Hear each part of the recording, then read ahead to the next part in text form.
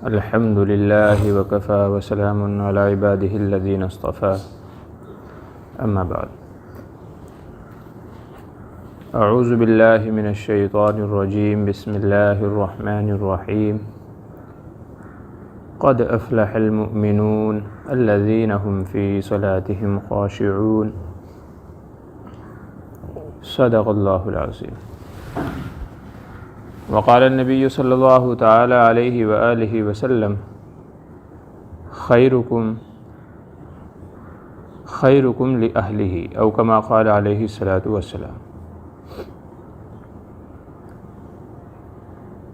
محترم بزرگ اور دوستو، سرکار دو عالم صلی اللہ علیہ وسلم نے اس دنیا سے جاتے ہوئے تین بڑی اہم نصیحتیں امت کو فرمائی ہیں۔ ایک روایت میں ہے کہ سرکار دو عالم صلی اللہ علیہ وسلم کا آخری وقت، جب کہ آپ کی زبان آپ کا ساتھ نہیں دے رہی تھی، الفاظ صحیح سے ادا نہیں ہو رہے تھے، اور کمزوری کے باعث آپ کی آواز برابر سنائی بھی نہیں دے رہی تھی، وخفی کلامہ، بہت دھیمی ہلکی آواز تھی۔ ایسی سچویشن میں بھی سرکار دو عالم صلی اللہ علیہ وسلم نے تین باتوں کی امت کو وصیت فرمائی، اور گویا یوں کہہ لیجئے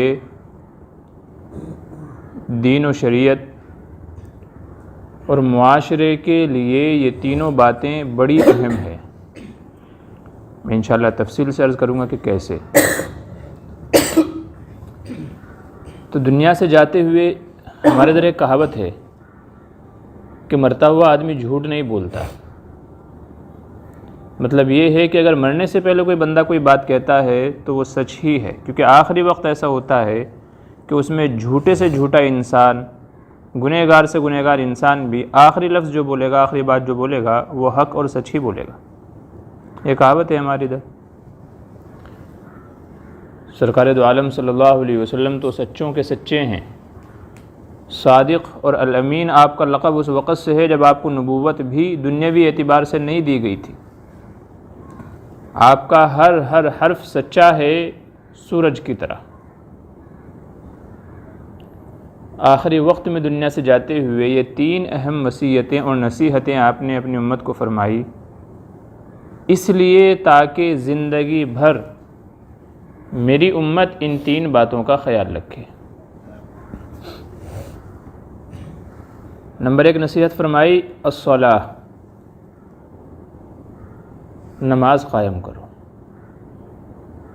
نماز قائم کرو۔ نماز کے تعلق سے کئی طرح کی احادیث ہیں، فضائل و ترغیبات والی بھی احادیث ہیں، اور تنبیہات و تاکید والی بھی احادیث ہیں۔ نماز پڑھنے کا ثواب کیا ہے اور نماز نہ پڑھنے کی وعید کیا ہے، مستقل فضائل اعمال میں شیخ نے مفصل کلام کیا ہے۔ نماز کو وقت پر ادا کرنا یہ نماز کا حق ہے، نماز قضا نہیں ہونی چاہیے۔ نماز کو مسجد میں پڑھنا یہ نماز اور مسجد دونوں کا حق ہے۔ اللہ ماشاءاللہ سرکار دو عالم صلی اللہ علیہ وسلم کی پوری زندگی میں کوئی نماز آپ کو بغیر مسجد کے نہیں ملے گی۔ ہاں سفر میں ہیں، جہاد میں ہیں، کوئی اور عذر ہے تو الگ بات، نہیں تو تمام نمازیں مسجد میں، صحابہ اکرام کی تمام نمازیں مسجد میں۔ یہاں تک کہ بعض روایت بعض آثار میں آتا ہے کہ اگر کسی آدمی کے اندر گھسٹ کر کے چلنے کی ہمت ہوتی تب بھی وہ کسی نہ کسی کا سہارا لے کر کے مسجد میں آتا تھا۔ مشہور حدیث ہے، نابینا صحابی حضرت ابن ام مکتوم رضی اللہ عنہ، غالباً انہی کے تعلق سے ہے، وہ آپ صلی اللہ علیہ وسلم کی خدمت میں آئے اور عرض کیا، یا رسول اللہ صلی اللہ علیہ وسلم، میں نابینا اندھا آدمی ہوں اور میرا گھر مسجد سے دور ہے، اور کوئی ایسا شخص نہیں ہے جو میرا ہاتھ پکڑ کر کے مجھے مسجد تک روزانہ لے آیا کرے۔ تو بڑی دقت ہوتی ہے، اندھا آدمی کیسے مسجد تک پہنچے گا؟ تو آپ مجھے اجازت دیں کہ میں گھر ہی میں نماز پڑھ لیا کروں۔ اولاً تو آپ صلی اللہ علیہ وسلم نے اجازت مرحمت فرمائی، ٹھیک ہے نابینا آدمی ہے، 5 وقت نمازوں کے لیے آنا، آپ نے اجازت مرحمت فرمائی۔ جب وہ جانے لگے تو ان سے پوچھا ذرا ٹھہرو، کیا تمہیں اذان کی آواز آتی ہے؟ عرض کیا جی ہاں اذان کی آواز تو آتی ہے۔ فرمایا پھر تمہارے لیے اجازت نہیں ہے، جب مسجد کی اذان کی آواز تمہیں آتی ہے تو پھر گھر میں نماز پڑھنا تمہارے لیے صحیح نہیں ہے، مسجد میں آؤ چاہے جیسے آؤ۔ یہ کس سے کہا جا رہا ہے؟ نابینا صحابی سے، اندھے آدمی سے جس کے پاس عذر ہے، آنا تو چاہتا ہوں مگر کوئی ہے نہیں، اس سے بھی کیا کہا جا رہا ہے؟ نہیں آؤ چاہے جیسے آؤ۔ اب ہم اپنا موازنہ کر لیں، اللہ نے آنکھیں دی ہیں، صحت دی ہے، تندرستی دی ہے، مگر پھر بھی مسجد چھوڑ کر کے گھروں میں نماز ادا کر لیتے ہیں۔ بعض آثار میں آتا ہے کہ جو مسجد کے قریب میں رہنے والے ہیں ان کی تو نماز ہی نہیں ہوتی بغیر مسجد کے۔ مسجد کا پڑوسی ہے، پڑوس میں رہتا ہے، فرمایا ان کی تو نماز بغیر مسجد کے قبول ہی نہیں ہوتی، مسجد میں آ کے پڑھیں گے تو ہی ادا ہوگی، نہیں تو نہیں ادا ہوگی۔ تو نماز کو وقت پر ادا کرنا، نماز کو مسجد میں ادا کرنا، نماز کو جماعت سے ادا کرنا، یہ بھی نماز کا حق ہے۔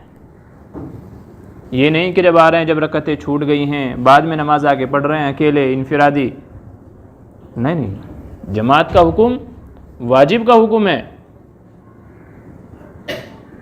جماعت چھوڑنے والے کے لیے سرکار دو عالم صلی اللہ علیہ وسلم کی وعید ہے۔ آپ نے فرمایا میرا جی چاہتا ہے میں کسی کو حکم دوں کہ تم نماز پڑھاؤ اور لکڑیاں جمع کر کے جا کر کے ان کے گھروں کو جلا دوں جو بغیر عذر کے مسجد میں نہیں آتے، جماعت میں شامل نہیں ہوتے، بغیر عذر کے۔ سرکار دو عالم صلی اللہ علیہ وسلم کی رحیم و کریم ذات امت کے حق میں روتے تھے، دشمنوں نے پتھر مارے، راکھ اڑائی، گندگی پھینکی، مگر سب کے لیے مغفرت کی دعا کی۔ میرے مولا یہ میری امت ہے، جانتی نہیں ہے مجھے۔ اتنی مشفق ذات کیا کہہ رہی ہے؟ جو جماعت میں شامل نہیں ہوتے میرا جی چاہتا ہے ان کے گھروں کو جا کے جلا دوں۔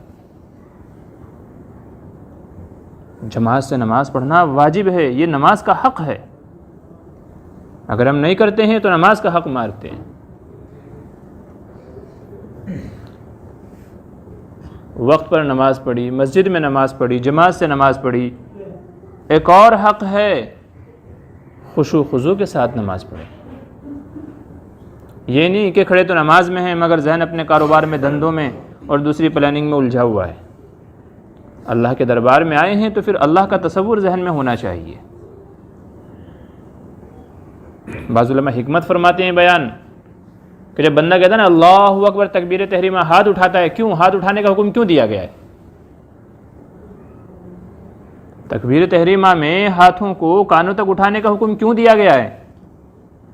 بعض علماء نے حکمت بیان فرمائی، اس کا مطلب یہ ہے آدمی کیسے کسی چیز کو دور کرتا ہے، جاؤ جاؤ یار جاؤ، نہیں چاہیے۔ تکبیر تحریمہ میں ہاتھ اٹھاتا ہے مطلب یہ ہے دنیا کے سارے کام کاج میں نے پسے پشت ڈال دیے، پیچھے سب بعد میں۔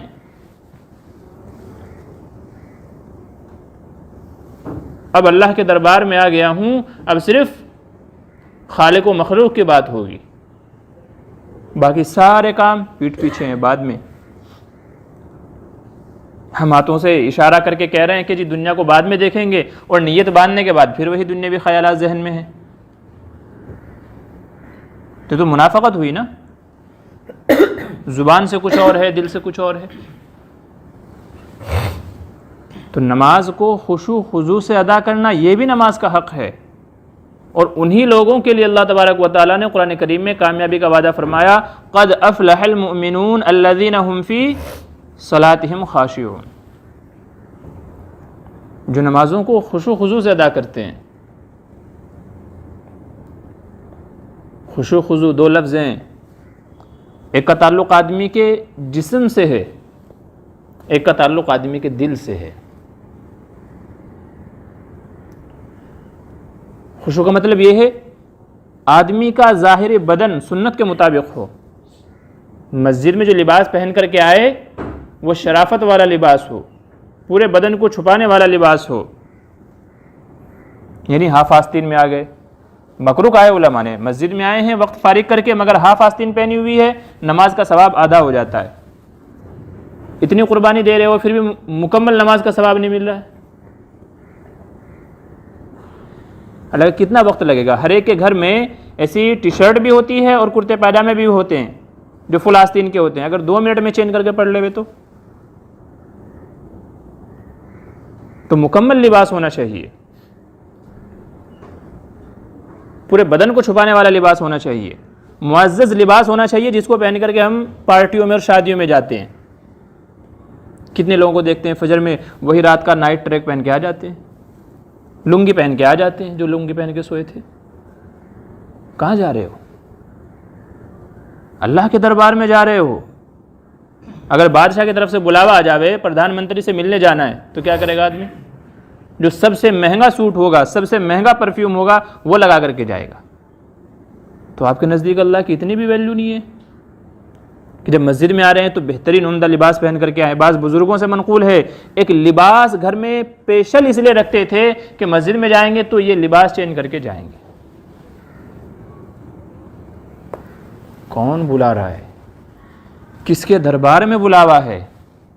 تمام جہانوں کا مالک، تمام مخلوقات کا مالک، زمین و آسمان، تمام کائنات کا بنانے والا، اس کے دربار میں جا رہے ہیں اس کی عبادت کے لیے، اس کی حاضری کے لیے، اس نے بلایا قبول کرا، یہی اس کا بڑا احسان ہے۔ ہر ایک کو اس کے دربار میں آنے کی، اس کے سامنے جھکنے کی، سجدہ کرنے کی توفیق نہیں ملتی۔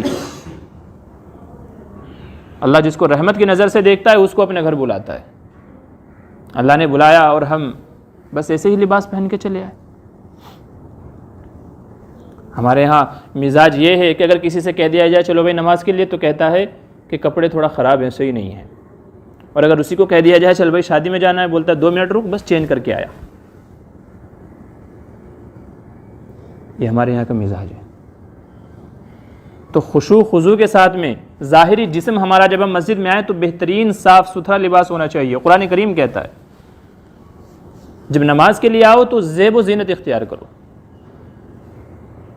عمدہ خوشبو، عمدہ لباس، بہترین طریقے سے معلوم پڑے کہ اللہ کے دربار میں حاضری کے لیے جا رہا ہوں۔ خضوع ایک کا تعلق دل سے ہے، جب بندہ نماز میں کھڑا ہو تو دل جو ہے وہ اللہ کی طرف متوجہ ہو، دھیان رہے مولا تو ہر جگہ ہے، میں نماز میں کھڑا ہوں، میرے سامنے ہے، میں اللہ کو دیکھ رہا ہوں۔ اگر اس درجے کا دھیان پیدا نہیں ہو سکتا ہے تو کم سے کم اتنا دھیان پیدا کر لے کہ اللہ مجھے دیکھ رہا ہے۔ کیا ہے ہمارے نمازوں کی یہ حالت؟ بعض حدیث میں فرمایا نمازوں کو برے طریقے سے ادا کرتے ہیں وہ نماز قبول نہیں ہوتی، سر سے اوپر بھی نہیں جاتی، پرانے کپڑے کی طرح لپیٹ کر منہ پر پھینک کر کے مار دی جاتی ہے، نماز بد دعا دیتی ہوئی جاتی ہے، اللہ تعالیٰ تجھے بھی ایسے ہی غارت کرے، برباد کرے جیسے تو نے مجھے برباد کیا۔ نماز کا حق ہے، آئے ہیں تو ڈھنگ سے ادا کریں، خشوع خضوع کے ساتھ میں ادا کریں۔ نماز کے لیے آئیں تو نماز پڑھیں، اللہ کی طرف دھیان ہونا چاہیے، توجہ ہونی چاہیے، وہ نماز قابل قبول ہوتی ہے۔ اس نے فرمایا بعض لوگ ایسے ہیں جو 60 سال 70 سال تک نمازیں پڑھتے ہیں، اللہ کے سامنے سجدہ کرتے ہیں، مگر ایک سجدہ قبول نہیں ہوتا۔ کیوں؟ کبھی رکوع صحیح سے ادا نہیں ہوا، کبھی سجدہ صحیح سے ادا نہیں ہوا، کبھی لباس صحیح نہیں تھا، کبھی ذہن کہیں اور تھا، ایک نماز قابل قبول نہیں ہوتی۔ اس کو فرمایا سرکار دو عالم صلی اللہ علیہ وسلم دنیا سے پردہ فرما رہے ہیں، مگر 3 وصیتیں فرمائی۔ پہلی وصیت کیا ہے؟ الصلاۃ، نماز کا خیال رکھنا، نماز کا دھیان رکھنا۔ نماز کے خیال رکھنے میں یہ ساری باتیں داخل ہیں، وقت پر پڑھی جائے، مسجد میں پڑھی جائے، جماعت سے پڑھی جائے، خشوع خضوع کے ساتھ میں ادا کی جائے، اور نماز کے بعد میں اللہ تعالیٰ سے مغفرت اور دعا مانگی جائے، جیسے کیسی مولا پڑھ لی قبول فرما اپنی بارگاہ میں۔ یہ نہیں کہ احسان کر کے جا رہے، پڑھ لی ہے تو دعا مانگنے کی کوئی ضرورت ہی نہیں ہے، اللہ تو قبول کر ہی لیں گے۔ کسی کے باپ کا اجارہ ہے؟ ہماری ضرورت ہے، ہم نے اللہ کو راضی کرنا ہے، ضرورت ہماری ہے تو مانگنا ہے۔ پیپر دینے کے بعد ہی پوچھتے نا بھائی کام تو ہو جائے گا نا، پکا ہو جائے گا نا، کتنے دن لگے گا، کچھ اور تو نہیں چاہیے؟ دنیا کے تمام کاموں میں ہم اطمینان چاہتے ہیں سامنے والے سے جو کام کروانا ہے، جب مکمل اطمینان ہو جاتا ہے تب وہاں سے ہٹتے ہیں۔ نماز پڑھے، کوے کی طرح ٹھونگ مارے اور چلے گئے، اللہ ایسی نمازوں کو قبول فرمائے گا؟ یہ ہماری نمازوں کا حال ہے۔ اسی کے بارے میں تاکید فرمائی، الصلاۃ، کیوں؟ سب سے پہلے بھی نماز کا حساب ہوگا۔ روز محشر کے جہاں گداز بود، اولین پرشش نماز بود۔ روز محشر جو جسموں کو پگھلا کر کے رکھ دے گا، سورج سر پر ہوگا، نفسا نفسی کا عالم ہوگا، ہر کوئی اپنے پسینے میں ڈوبا ہوا ہوگا، سب سے پہلے کس کا حساب ہوگا؟ نماز کے بارے میں۔ سرکار دو عالم صلی اللہ علیہ وسلم نے ارشاد فرمایا، فَإِن صَلُحَتْ، اگر نماز صحیح نکل آئی روز محشر، فَقَدْ صَلُحَ سَائِرُ كُلِّ عَمَلِ، تمام اعمال صحیح نکل آئیں گے۔ وَإِن فَسَدَتْ، اگر نماز ہی خراب ہو گئی، نماز ہی برابر نہیں نکلی، کمی کوتاہی ہو گئی، تمام اعمال کا یہی حال ہوگا۔ یہ پہلی وصیت ہے سرکار کی جو آپ نے فرمائی دنیا سے جاتے ہوئے، کہ نماز کا خیال رکھنا۔ دوسرے ارشاد فرمایا غلاموں کے تعلق سے، اپنے غلاموں کا خیال رکھنا، ان کی ہمت و استطاعت سے زیادہ ان کے اوپر بوجھ نہیں لادنا۔ بعض حدیث میں ہے کہ اگر ہمت سے زیادہ بوجھ کام کاج کسی کو دیا ہے تو خود بھی اس کا ساتھ دو اس میں۔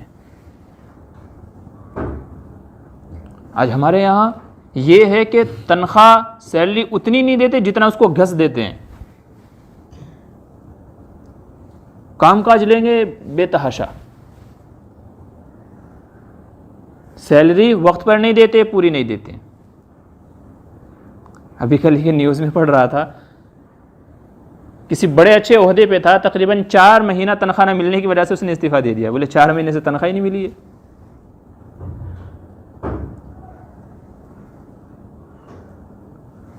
جو ہمارے ماتحت ہیں، خاص کر ہمارے ورکر میں، چاہے وہ میری کمپنی کا آدمی ہو، چاہے میرے کسی اور کام کاج میں ساتھ دیتا ہو، اور چاہے میرے گھر میں کام کاج کرنے والا نوکر یا نوکرانی بھی کیوں نہ ہو۔ کل کسی نے ایک بڑی اچھی بات کی طرف توجہ دلائی، حالات ہم سب کے سامنے ہیں۔ گھروں میں جو کام کاج کرنے والی نوکرانی آتی ہیں، وہ بیچاری ضرورت کی وجہ سے کام کاج کر رہی ہے، اس کو دیتے کتنا ہے؟ 2000 3000، اتنے میں تو گزارا نہیں ہوتا۔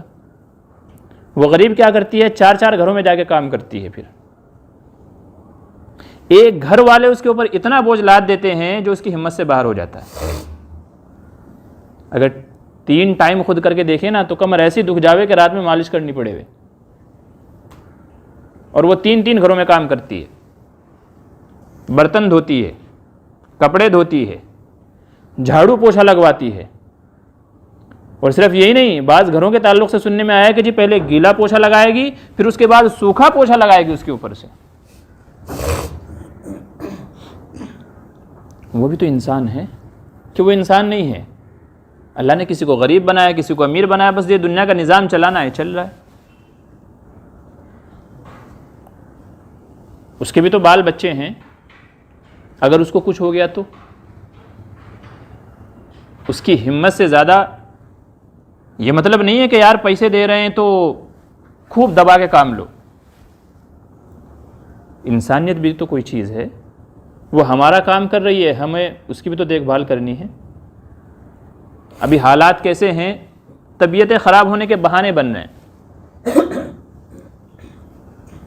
اور ایک بار طبیعت خراب ہوئی 1000 2000 ویسے ہی اڑ جاتے ہیں، اور اگر بی ایم سی سے فون آ گیا تو مسئلے اور ٹیڑھے ہو جائیں گے اگر پازیٹو نکل گئے تو۔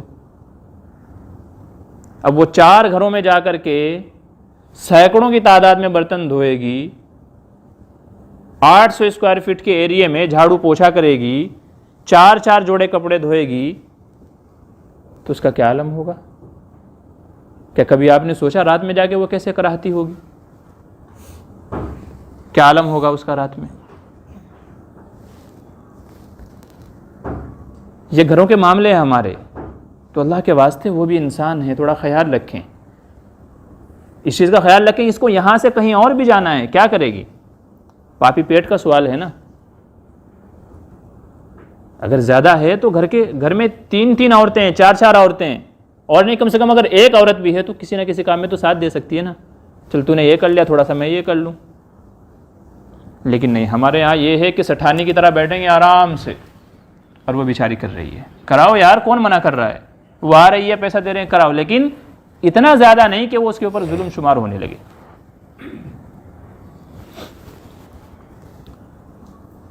ہمارے کمپنیوں میں جو ہمارے ملازم ہوتے ہیں، کسی کے اپنے کارخانے ہیں، کارخانے کے ملازم ہوتے ہیں، 2 3 بوریاں ساتھ میں لاد دی ہیں اس کے اوپر، وہ بیچارہ آ کرتا ہوا لے کے جا رہا ہے، کیا کرے گا؟ سرکار دو عالم صلی اللہ علیہ وسلم نے ارشاد فرمایا اپنے غلاموں کا خیال رکھو، ورنہ پوچھو گے قیامت کے دن اس کی ہمت سے زیادہ، استطاعت سے زیادہ بوجھ کیوں ڈالا. یہ نہیں کہا جائے گا مولا میں تو پیسے دے رہا تھا، تو کم سے کم اندازہ لگانا چاہیے تھا نا اس کی ہمت کتنی ہے، استطاعت کتنی ہے. یہ سرکار کی وہ وصیت ہے جو دنیا سے جاتے ہوئے فرما رہے. میں نے عرض کیا 3 وصیتیں فرمائی تھی، الصلاۃ، نماز، نمبر 2 غلاموں کا خیال رکھنا، ان کے حقوق کو ادا کرتے رہنا. بعض روایت میں آتا ہے جو تم کھاتے ہو اپنے غلام کو وہی کھلاؤ، جو تم پہنتے ہو اپنے غلام کو وہی پہناؤ. غلام میں تو کیا ہوا؟ اللہ کا بندہ نہیں ہے، نبی کا امتی نہیں ہے، اس کو دکھ درد نہیں ہوتا. صرف اتنا ہی تو فرق ہے کہ وہ مجبور ہے، اللہ نے آپ کو صاحب استطاعت بنایا ہے، اتنا ہی تو فرق ہے. باقی 2 ہاتھ آپ کے ہیں، اس کے بھی ہیں، 2 کان آپ کے ہیں، اس کے بھی ہیں. تمام چیزوں میں تو ایکول ہے نا، صرف ضرورتوں کا فرق ہے، آپ کے پاس نہیں ہے، اس کے پاس ہے. اس لیے غلاموں کا خیال رکھیں، اپنے نوکروں کا خیال رکھیں، جو آپ کے یہاں ورکرز کام کرتے ہیں ان کا خیال رکھیں، ان کی ہمت سے زیادہ، استطاعت سے زیادہ ان کے اوپر بوجھ نہ ڈالیں. یہ 2 وصیتیں. تیسری وصیت سرکار دو عالم صلی اللہ علیہ وسلم نے فرمائی عورتوں کے بارے میں. عورتوں کے حقوق کو ادا کرو. ایک کلمے کے ذریعے سے وہ اجنبی سے اپنی بن جاتی ہے. 20 سال 25 سال کی لائف جہاں اس نے گزاری، مزے میں گزاری، وہ ادھر گھر میں آ کے نوکرانی بن جاتی ہے. ایک لفظ، کیا نکاح قبول ہے؟ جی قبول ہے.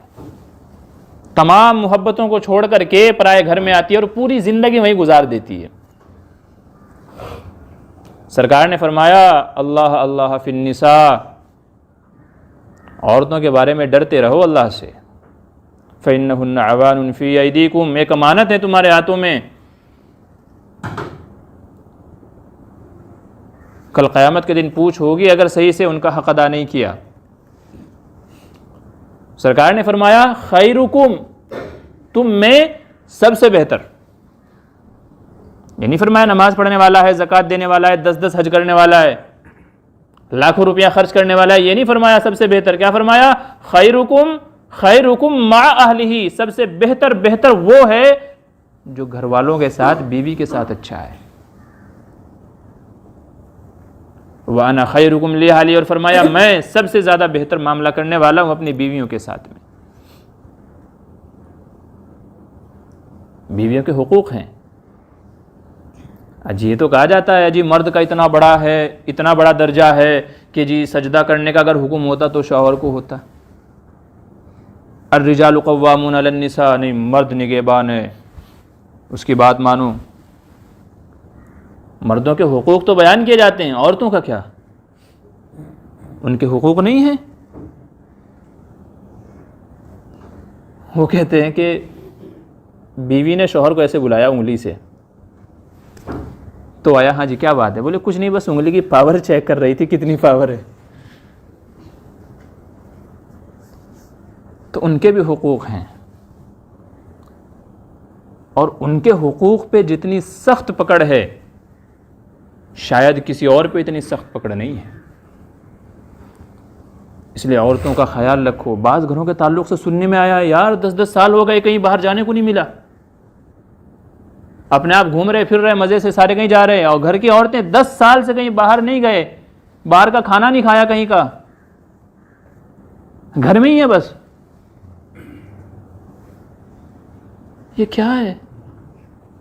ان کا دل نہیں ہے، ان کی خواہشیں نہیں ہیں، لیکن ایک لفظ کی وجہ سے اپنی تمام خواہشات کو انہوں نے آپ کے تابع کر لیا.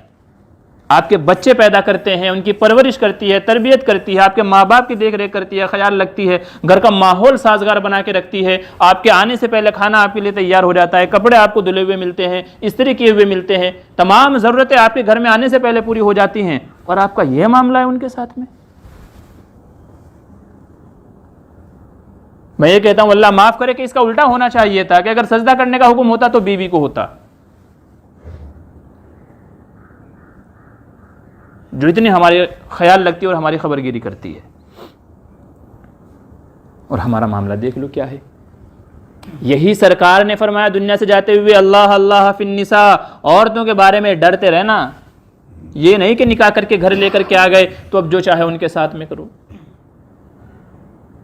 نا گھر میں کوئی نہیں دیکھ رہا ہے، وہ اپنے ماں باپ کے گھر جا کے نہیں بتا رہی ہے، اس کا مطلب یہ نہیں ہے کہ اللہ بھی نہیں ہے. اللہ تو اس کا بھی ہے. میدان محشر میں پوچھو گے ہاں جی آ جاؤ لائن میں ادھر. بڑے حقوق ہیں، انشاءاللہ ان کے حقوق اگلے ہفتے بیان کروں گا. یہ 3 وصیتیں 3 نصیحتیں تھی سرکار دو عالم صلی اللہ علیہ وسلم کی، دنیا سے جاتے ہوئے فرما رہے. کیوں؟ کیونکہ تینوں کی تینوں بڑی اہم ہیں.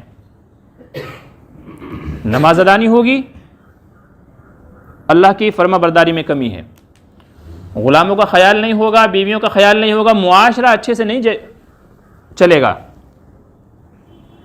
اگر آپ غلام کا حق ادا نہیں کرو گے، غلام پھر آپ کے حق میں کمی کوتاہی کرنے لگے گا، وقت پر کام نہیں کرے گا، صحیح سے کام نہیں کرے گا، اس میں کمی کوتاہی کرے گا. بیوی کا حق ادا نہیں کرو گے، پھر وہ بھی کہیں نہ کہیں سے خیانت کرنے کی کوشش کرے گی. یہ 3 وہ حق ہیں کہ جن کا ہمارے معاشرے پر، ہماری زندگی پر بڑا گہرا اثر ہے. ایک کا تعلق حقوق اللہ سے ہے، ایک کا تعلق حقوق العباد سے ہے. اور شاید حقوق اللہ تو معاف ہو جائیں، اللہ اپنا رحیم و کریم ہے، آگ لینے جائیں پیغمبری مل جائے، ذرا سے ایک کتے کو پانی پلانے پر بخشش ہو جائے، اللہ ہے اپنے حق تو معاف کر دے گا، مگر بندوں کے حق معاف نہیں ہوں گے. بندوں کے حق معاف نہیں ہوں گے، بدلہ دلوایا جائے گا. تو ان کا خیال رکھنا بہت ضروری ہے. اللہ تعالیٰ مجھے بھی اور آپ کو بھی کہی ہوئی باتوں کے مطابق عمل کی توفیق نصیب فرمائے.